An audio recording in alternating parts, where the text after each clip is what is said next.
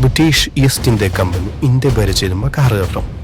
മദ്രാസ് പൂർണ്ണമായും British east India കമ്പനിയുടെ കീഴിലായിരുന്നു. എന്നാൽ മദ്രാസിനടുത്ത് സ്ഥിതി ചെയ്തിരുന്ന തിരുവിതാംകൂർ ആകട്ടെ സ്വതന്ത്ര നാട്ടുരാജ്യമായി നിലനിൽക്കുകയും ചെയ്തിരുന്നു. തിരുവിതാംകൂറിനടുത്ത് സ്ഥിതി ചെയ്തിട്ടും മദ്രാസ് ജലലഭ്യത നന്നേ കുറവായിരുന്നു. വരൾച്ച മൂലം നാൽക്കാലികളും മനുഷ്യരും ചത്തൊടുമുന്ന സംഖ്യ അതിക്രമിച്ചു. ബ്രിട്ടീഷുകാർ അന്നത്തെ മദ്രാസിലെ നീലാക്കളുമായി ഒരു പ്രതിവിധിക്കായി നിരന്തര ചർച്ചകൾ നടത്തിപ്പോന്നിരുന്ന ഒരു സമയം കൂടിയായിരുന്നു അത്. അങ്ങനെ ചർച്ചയിൽ മന്ത്രിസ്ഥാനീയനായ മുതിരിപ്പപ്പിള്ള തൻ്റെ തലയുദിച്ച ആശയം ഒന്ന് അവതരിപ്പിച്ചു. തിരുവിതാംകൂറിൽ ഒഴുകുന്ന പെരിയാർ എന്ന നദിയുടെ പടിഞ്ഞാറ് ഭാഗത്തേക്ക് ഒഴുകുന്ന ജലം മദ്രാസിലെ വൈഗാ നദിയിലേക്ക് തിരിച്ചുവിടാൻ കഴിഞ്ഞാൽ പ്രശ്നത്തിന് ശാശ്വത പരിഹാരമാകും. അതിന് ഒരേയൊരു മാർഗമേ ഉള്ളൂ, ഒരു ഡാം അവിടെ പണിയുക.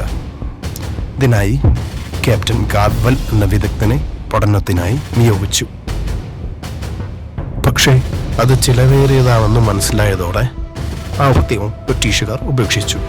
എന്നാൽ മദ്രാസിലെ ജലക്ഷാമം രൂക്ഷമായി. ഡാം എന്ന ആശയമില്ലാതെ മറ്റൊരു പോംവഴികൾ ഒന്നും തന്നെ ഇല്ലാതായി. ഒടുവിൽ വീണ്ടും ഡാം നിർമ്മിക്കാനുള്ള പുനർചിന്തനത്തിലേക്ക് ബ്രിട്ടീഷ് ഗവൺമെന്റ് എത്തിച്ചേരുകയാണ്. മദ്രാസ് ജനത ആവേശത്തിലായി. നേതാക്കൾ ഒത്തുകൂടി. അവർ സ്വപ്നം കണ്ട് നദികളായ പെരിയാറിൻ്റെയും മുല്ലയാറിൻ്റെയും സംഗമസ്ഥലത്ത് നിർമ്മിക്കുവാൻ പോകുന്നതിനാൽ മുല്ലപ്പെരിയാർ എന്ന പേരും അവരിട്ടു.